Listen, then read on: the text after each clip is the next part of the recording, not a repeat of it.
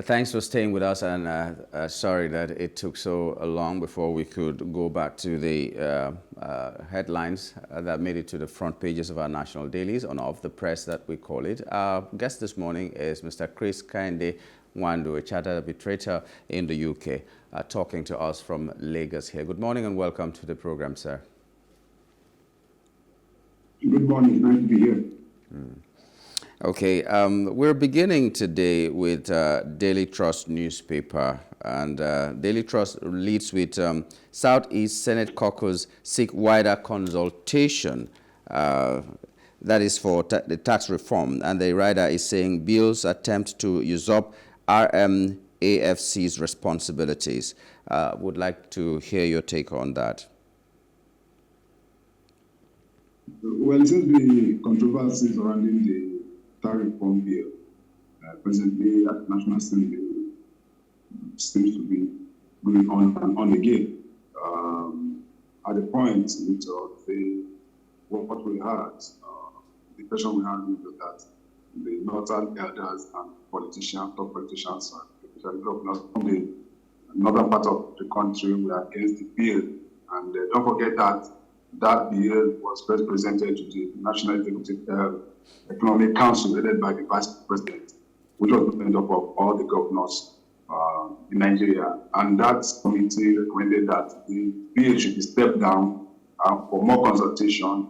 But the President overruled that committee, as it were, and asked that the bill should be sent to the National Assembly, that anybody has anything about it to take it to the National Assembly to public hearing. And subsequently, the bill passed first and second reading was supposed to go into committee session and public hearing. Then we had that one of the hearing during the sitting were presided over by the Deputy Senate President. And the bill, has been stepped down, and the 10-man committee was inaugurated, headed by Senator Moro from Benue State, to harmonize and do more consultation. More so, since the President have, the federal government have mandated the Office of AGF to look into the bill and create areas. So that was what it was until 2 days later, the Senate President, who was not on seat when that decision was taken, came back to say, no, there was nothing like that decision, that the bill is ongoing and is on course. So for the Southeast Caucus to come back now to say that there should be more control, so this seems a lot of confusion, and I think it's just political. Personally, my personal opinion has always been that this is one of the best bills that have been sent to the National Assembly by this current government. And there's a need for us to look at those reformations as noted in the bill, and that will bring in a lot of equity across board, especially in the area of derivation, which is one of the key elements within that bill. So let's see how it goes, and let's see what happens in the next few days. But to me, that bill, I believe, will solve a lot of problems. Although some people have skills, and I totally agree with the President that anybody has an issue that to the public hearing and ventilate their ideas and opposition and where necessary. But that we shouldn't be allowed to that. Okay. Well, on the Punch newspaper, we're going to the Punch newspaper. There are two stories about aviation now. Keyamo FCCPC differ on Air Peace probe, and then Yuletide Southeast South airfares jumped to 287,800 naira. Just to go to the Southeast, 287 naira is the price to go there now. So, but the issue now with the FCCPC and Air Peace, I don't know if you have more information about that and what you think about that story, and then the fact that we cannot even travel by air anymore. Well, the issue of the FCCPC wasn't only directed at Air Peace. Don't forget that MTN, MTN, GT Bank, and some other organizations were also queried and were asked to come to the agency to defend certain allegations that are made against them. But specifically with APC finally met with the agency, and during that hearing, where management of APC said that ordinarily, we are talking about 200 and something thousand flying to the southeast and south this period. Management of APC told the FCCPC that ordinarily, or since we have to be equal, that the flying time for 1 hour flight in Nigeria should be 500,000 to 700,000 naira. I hope you read that as well. Yes. And yes, so but if you ask yourself, 500 to 700,000, how much is a 6 hours flight from Lagos to London? How much does it cost? Or how much does an 11 hours flight from Lagos to New York through Delta, which I've flown several times, cost? So, but the FEC to have some level of support from the Minister of Aviation, which ordinarily felt that such, if there has to be any query of such, that directive should have been sent to the relevant agencies, aviation agencies that monitors and in charge of it, which is basically NCA, rather than just picking out a piece for such, I don't know what to call it, for such scrutiny as it were. So, yes, in as much I believe that FCCPC has a right to do what it's doing, because part of the problem we've had in Nigeria is that the average Nigerian consumer does not have any protection at all, not just with the airline, but so many other instances where you even when you order for certain things, you see what you get. You don't get what you ordered for. You go and buy certain products, some are expired, you buy something else. So it is across, basically across the board, and most of them are not. Most producers, as it were, have taken the Nigerian consumer for a ride. That never happens across the globe. There have been studies across the globe, US, Canada, Europe, where you pick up a product, like a shirt, and you pay for it, you take it to you don't like it, you return it the next day to the supermarket, which is labeled on it, and they give back your money 100%. It happens. You have a right. It's your right. But you don't see that happening. So there have been so many breaches. I thought that breaches for me is not because I fly airplanes and I fly so many that I just came back from Abuja a few days ago, and I can compare the prices of airplanes tickets to other. This trend to me is not that much. I flew a return ticket to Abuja on airplanes last week, which was just about 250 to about 300,000 naira return. I'm not talking one way. So, and if you check all the other airlines, about 280, 290. So it's within that same range. What I am more concerned, which I think that the FCC should be doing, is the issue of delay. The delay that we experience with flights in Nigeria is unprecedented. And the most annoying part of it is that if you miss your flight, they'll say, oh, it's either you lose your money or you are asked to pay something extra to be on the next flight. But where they delay your flight for 2, 3, 4 hours, nobody gives any compensation. And that is what I think that we should be more concerned at. Those are the consumer rights that Nigerians are fighting for. You see instances where you even get to the airport and they cancel the flight entirely and nothing happens. Heaven doesn't fall. Those are the areas that I think that FCCPC should be looking at. Not basically on the prices. It is a free market. If everything is very less, then try the other one that's Aero, that's Value Jet, that's everything. It's not compulsory that you must fly airpiece. You have alternative. It is not a monopolistic, not a politic market.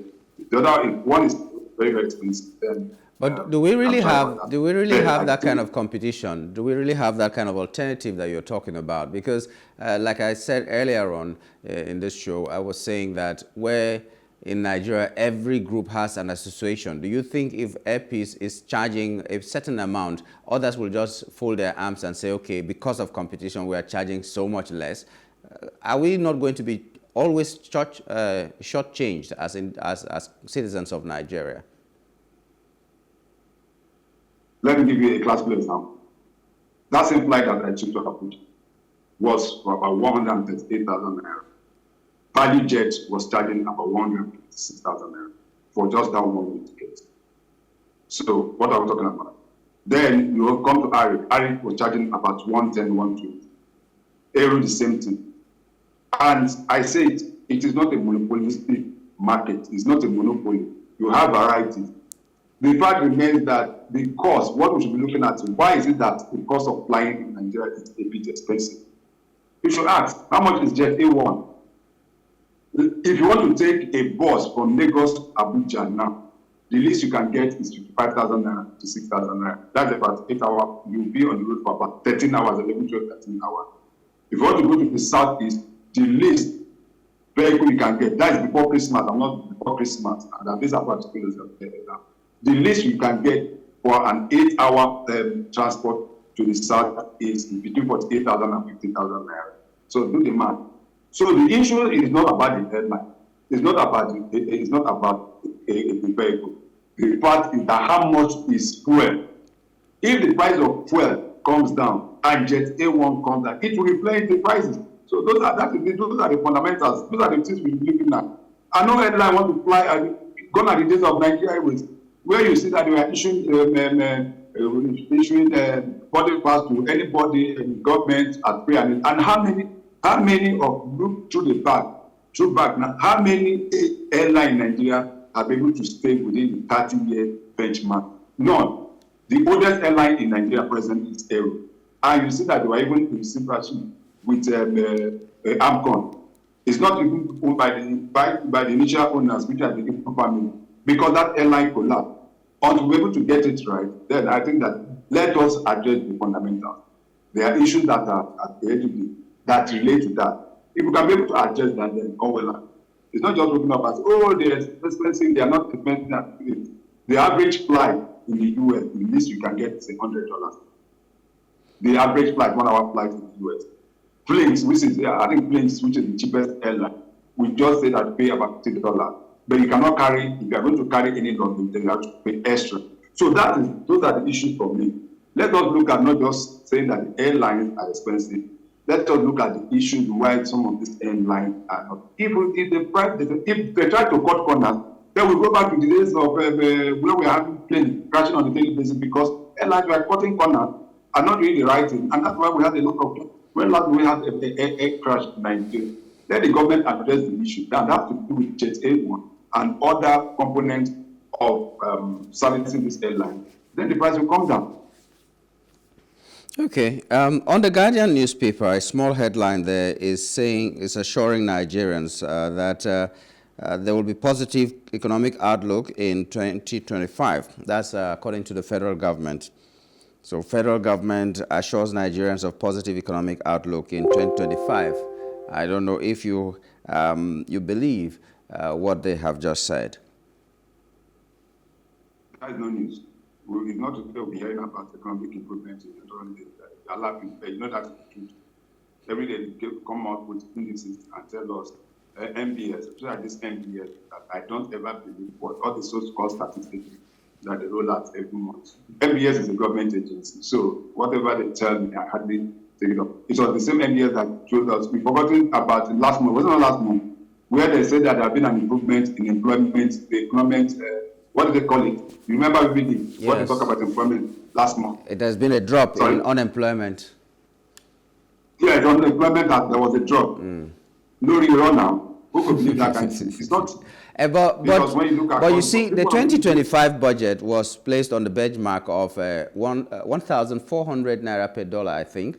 And we were saying it's unrealizable. But as at today, the dollar, which was about 1,700, is about 1,500 something. So could there be hope that it is going to go down further and maybe we'll actually have it at 1,400 naira to a dollar, which I think should be some sort of good news.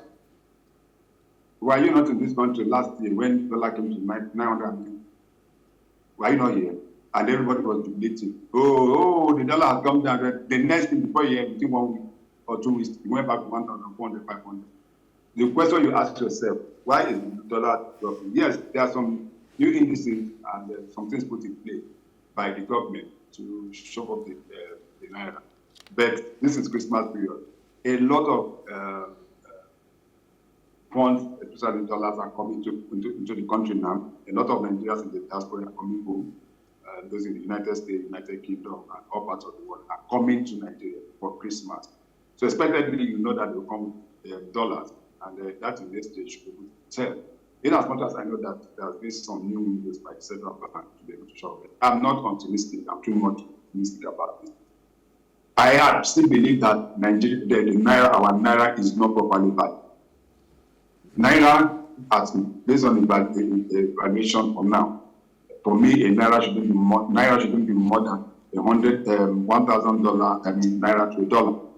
That should be for me a correct value for the naira. But we have so devalued the currency that it's affected. You are just the same thing now. You are talking about airline. For goodness sake, over 80% to 90% of the components that make up this, most of them are imported.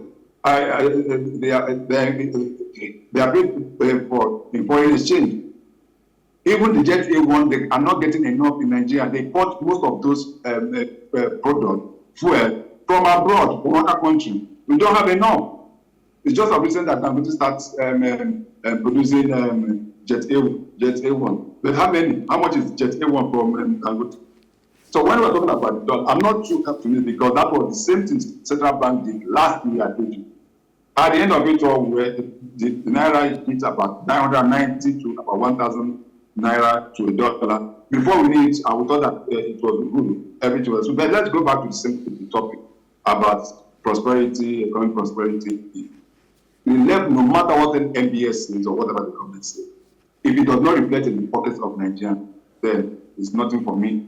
If it does not reflect on the price of agege bread, rice, beans, yam, tomatoes, and other food items, which Nigerians cannot even afford now. There's one chicken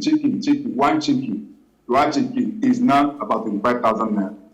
With 70,000 naira minimum wage, how many families can be able to afford that? Even if you buy chicken, a bag of rice is about 100,000 naira. It's not even the minimum wage cannot be able to buy that for some people. My own thinking and my belief is that until we be able to cut down on the cost of food items and Nigerians can be able to eat, most Nigerians go to bed today without food. I remember those days, early days, in the early 90s, and at the point, of course, it used to be 111. Then we moved from 111 to 101. You understand what I mean? Perfect. Then gradually, when we are hitting about last 2 years, it was 001 or 100. Now some people go to bed without eating for days, and that is a fact. So what are we doing in this area to be able to make sure that Nigerians can be able to afford most of those food items? 99% are close to 100% are in Nigeria, except the imported rice and the rest of it. But the issue of insecurity could be one. But even at that, it still comes back to the issue I talk about petroleum. Because most often than not, government does not understand how this thing works. They say, oh, we remove subsidy. When you remove subsidy in petroleum products, it affects every other aspect of our economy. Because those vehicles bringing yam from Benue, from Yande, from Makuji, from Boko, from Yadeb, or whatever they call it, or bringing food items from the north, like that, they are still going to run on diesel. How much is diesel? Talk less of the various checkpoints. You know, there's tax. I'm not talking of normal tax. Those tax, those guys in black that normally man those blocks. From the north, at every checkpoint you pass, you must drop some. All those cumulatively affect the prices of goods and services in Nigeria, especially food items. I think our focus should be I don't know what we're projecting for agriculture next year, but we need to put a lot of money into agriculture, especially mechanized agriculture, so that Nigeria can have the possibility of feeding themselves and even have enough to export. I was in this country, we are almost exporting rice. Of course, during the time of Goodluck Jonathan and the time Akinwumi was in charge of the Minister of Agriculture, you saw how the boom. I don't know what is happening. Yeah, what is happening is people are siphoning these things. Rice from federal government is being siphoned. Farm inputs from federal government is being siphoned. Yesterday, there was a report about a president of a farmers association that siphoned farm inputs and all that. Well, we'll spend Christmas in the church. After all, that is what it should be. We should be praying to Jesus Christ in the church, not coming to eat chicken. But it's a very sad thing, and we do hope that when we enter 2025, all these things, at least we'll begin to not just get used to suffering, but we will begin to see some goodness coming from the policies that the federal government has put in place, or at least see them go back on their words and say, okay, you know what, some of these policies are not working, let's do something else. But that's how far we can go this morning. Mr. Nwandu, thank you so much for your time. And once again, sorry for keeping you waiting and starting at the time that we started. Thank you for your time. Where's my sister? She's not here today. No, she My regards to her. Have a wonderful day. Now we ask after her. Have a wonderful day. You too. Have a wonderful day, sir. Okay, we'll be talking. Yeah. We'll be talking with Mr. Kehinde Nwandu, a chartered arbitrator in the UK. He joined us to x-ray some of the headlines that made it to the front pages of our national dailies. We'll take a short break. When we return, Ekiti Court grants Farotimi 50 million naira bail. Stay with us.